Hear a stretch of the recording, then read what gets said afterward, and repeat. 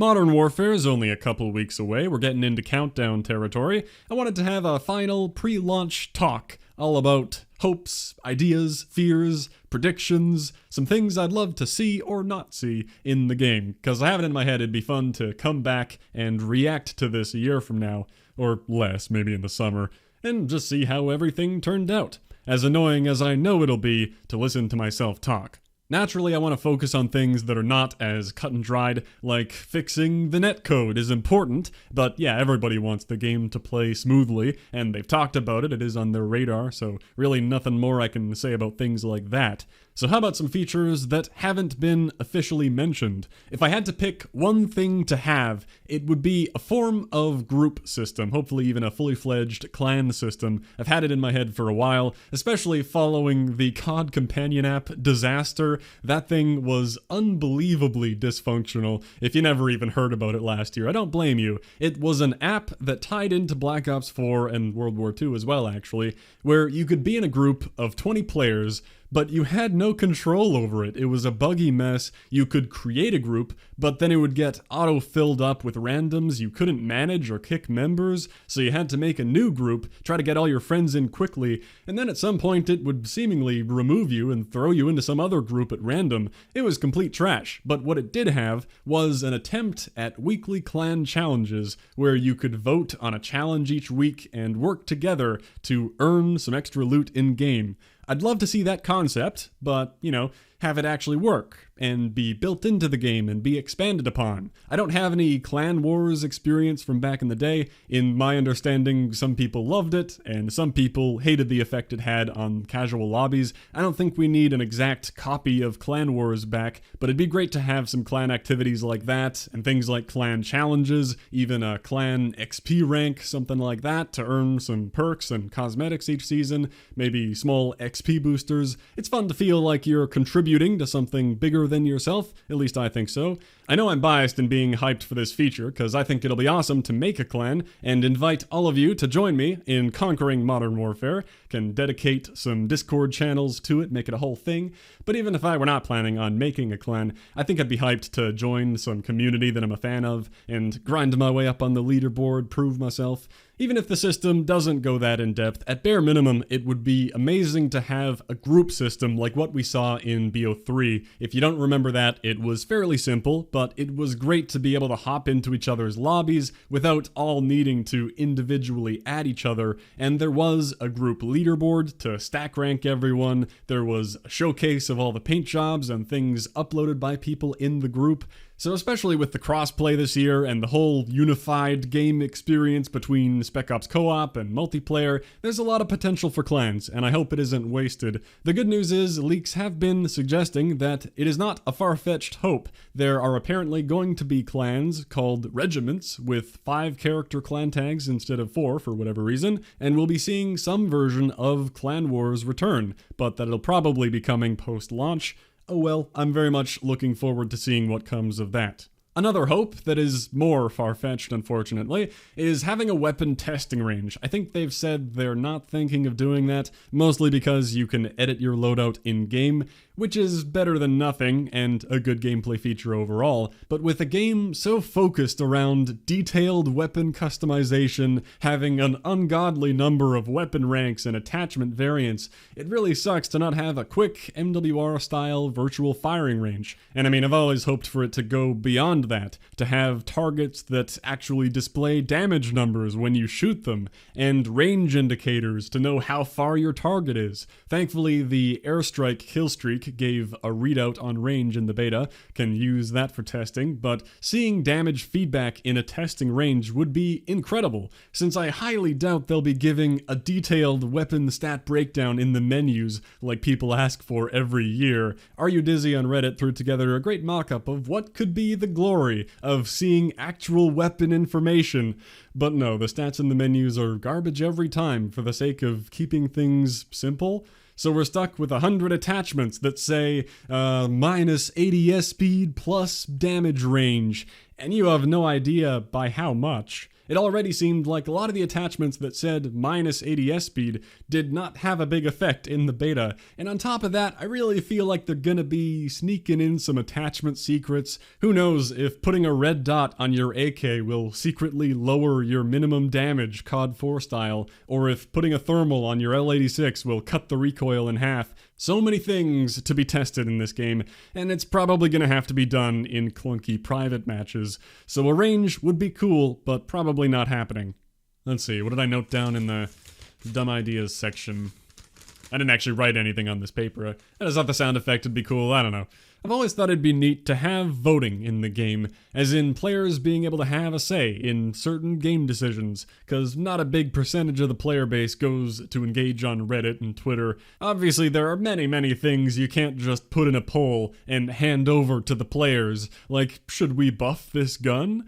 No, they need to be making a majority of the design decisions to keep things in order. I get that a lot of the times players might not know what they want, but there are a lot of cases where they may legitimately want feedback on a design element that could be changed, or we could definitely vote for things like featured game mode rotations. This is a really minor thing, I know, but I think it's a great way to make players feel involved. I remember thinking it would have been awesome to have in World War II, they could have put a physical voting booth in the headquarters where we could go to give our preferences for future changes, because World War II was a bit of a mess early on before Condrey headed out. People overwhelmingly wanted certain changes to the game, and those cries were going completely ignored. And as a side effect of having voting, let's say they make a change to the game that 80% of players want, and 20% of players say, hell no. If they made that change without a vote, I think that the 20% of people would be very vocal in expressing their hate for the change. But with the vote, it would be much harder to argue because you know you're outnumbered. Clearly, people wanted that to change. So I guess I'll just have to suck it up. Just kidding, they must have rigged the vote. That's the only explanation. Okay, what else is on the dumb ideas page? Oh yeah, I remember thinking Apex Legends style pinging would have been real neat to have in Ground War. I don't expect it to be as complicated with all the custom voice lines, but it is so great to be able to mark things for people you're talking to. I guess you could argue that actually isn't very realistic to be able to ping a spot and say 2 people there, instead of needing to say 2 snipers up on the cliff at 285 from me, so like 355 from where you are over there. Anyway, that'd be a luxury feature. If not for Ground War, it'd be great for the very probable Battle Royale. Guess that's a good topic to jump to. Yeah, it seems like everything is pointing to us seeing a Modern Warfare expansion, Battle Royale type of thing drop early next year that Raven's likely been working on in the background. Nothing is confirmed, but I don't see how it doesn't happen, even if you disregard all the leaks and data mines and developer hinting. I mean, they have the technology. The game is clearly built to handle large-scale maps and game modes. They already have a parachuting mechanic in Ground War, and they have the massive map that's being used for Spec Ops operations. Yes, special operations. There are operations within the game mode, special ops, as opposed to special operations missions. Just making sure you know I meant what I said. So all they gotta do is scatter some loot around the map and force players towards each other with some rings of gas, and they're done. Okay, maybe a bit more work than that, but how could they not capitalize on that? I can't say I really care too much either way when it comes to the BR genre at this point. It could be very fun, for sure. I'm just glad they didn't pour tons of resources into that instead of something else. We've got our 3 core modes already, so a standalone BR being added later in the life cycle could be awesome, especially as a free-to-play standalone, which seems pretty likely. That has tons of potential. Of course, who knows how they'll monetize a free-to-play title, seeing how they monetize their $60 games. Or maybe, tinfoil hats on, the plan is to dump all the MTX garbage into Modern Warfare a little bit after the BR comes out with a fair MTX model, so people who quit Modern Warfare land right in the BR, right into their trap. Okay, I don't know. Or an optimistic angle, they monetize that thing to hell, and people give them less crap because it's free to play, and the revenue from that spares the life of core Modern Warfare. Okay, well, we'll see how the BR goes, assuming it comes to light. Could be cool.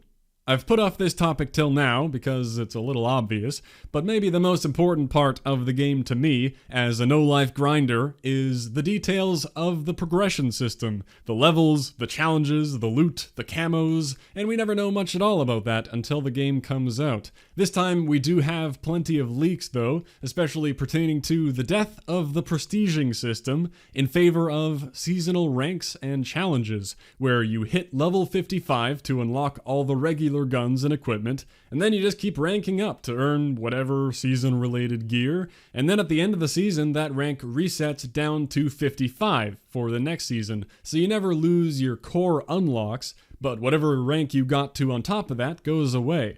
All unconfirmed, if I wasn't clear about that, these are only leaks, but that does raise some alarm bells. If my rank goes away every season, what's the motivation to keep grinding that?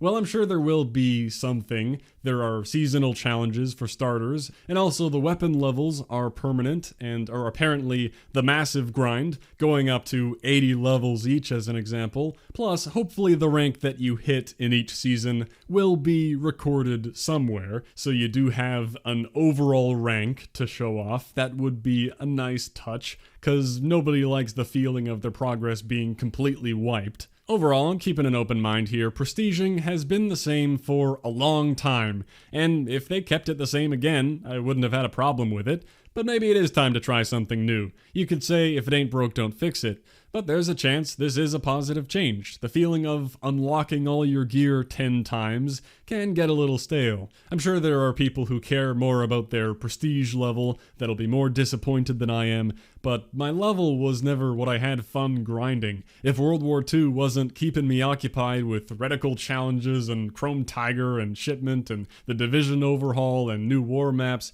I would have never made it to 1,000, like how Black Ops 4 fell off a cliff for me. I don't find much fun in the long grind of just increasing a single number. What I do find fun is being encouraged to vary up my playstyle and checking things off a list at a reasonable pace, so leveling all the different guns sounds like a fun time to me, much more fun than regular leveling up, especially since guns can be worked on in Spec Ops or multiplayer, so I assume I won't have to suffer through using the weakest garbage in MP too much if I don't want to. Camo challenges we don't know anything about though, maybe they will require both. That's another big question mark. I love the idea of unified progression across modes, but I don't know if camos should fall under that too. You can't properly balance the difficulty of killing AI to using the gun in multiplayer. I think I'd prefer camos being separate, but also combined, as in, if you get the mastery camos of multiple modes, there is a mastery camo to rule all camos. Or maybe the first part of the camo, like getting headshots, is shared and balanced as well as they can, but then there are the specialty camos that need to be done in each mode to get to the top tier camo for that mode, like go into Spec Ops and kill 10 juggernauts, go into multiplayer and get 5 double kills, whatever. As long as you don't make me run around Verdansk picking up paint cans. Actually, I wouldn't mind collecting stuff around the Spec Ops map, but not for a mastery camo. Leaks have indicated that there's a standard, gold, diamond, and then mastery completion camo. I don't care that much about what they are, but I'm a little sad. I think it would have been cool to have simple gold as the top tier mastery camo, to not break the theme too much. Diamond is a little out there, and then if they go animated for the final one, that's definitely out there, and I won't mind it, but a good gold can look real damn clean. I'd love for that to be at the top. I know not everyone would like that, like if fall camo were the camo for mastering one gun, then like a chrome for the category of guns, and then gold at the top. Maybe people would say that's underwhelming, like how World War II had chrome at the top, but the difference is, that sucked. I was also on the team that hated chrome, not because it wasn't animated or because it wasn't crazy enough, just because it was blander than the camos beneath it. The gold, diamond, and even copper I thought looked much better. Anyway, the camo really doesn't matter that much. It's all about what it takes to earn it.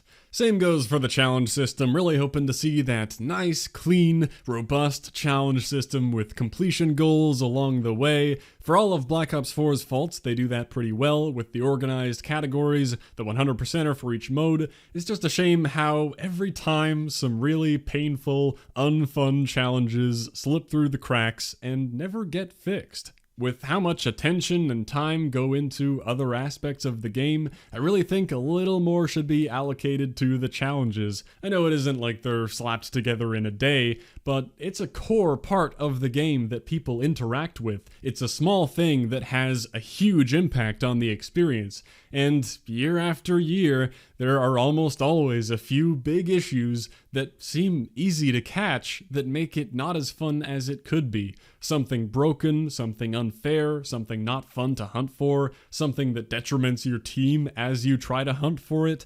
And you can't catch every possible bug and issue with a challenge system before launch, I get that, but they've got to be on high alert to address challenge issues that come up. Seems like challenges almost never get adjusted post-launch, I guess for fear of upsetting the few who may have already done them, but sometimes they really should be. And challenge bugs often last way too long. I know not everyone cares about the challenge system, and core gameplay and balance is more important, but every year I will cross my fingers for a bit more attention to be paid to the challenge system. You know, no obvious typos left in the game for an entire year, and I guess forever. Looking at you, Signal Flare. A good, complete combat record would be good too, please. That's been going downhill in a couple recent years. We will just have to see how all that goes. Here's to hoping for a cool mastery incentive for completing every aspect of the game. Gotta go for that badass global 100% calling card with Captain Price smoking a cigar on there. I know I've said this before, I love it when animated calling cards are special and reserved for mastery.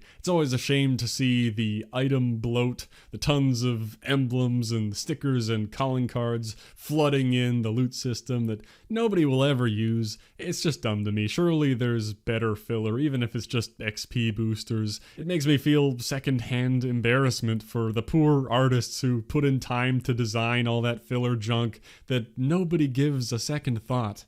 Well, that's a side rant, but I guess it leads into the final big thing on my mind about the game, cause how can it not be? All the MTX talk. Leakers have gone back and forth a bit between saying it'll be okay like Infinite Warfare, and no, it'll be just like Black Ops 4. Except at least there's no season pass this time, compounding on top. But I see it going down as it always does. They'll launch with some sort of pretty fair season battle pass where you can earn everything reasonably, or choose to buy your way through the tiers. Then maybe sometime after Christmas, they're gonna toss some weapons in supply drops. I'd love to be pleasantly surprised by that not happening, or maybe there will be some sort of salvage crafting or contract system. But can I really expect it?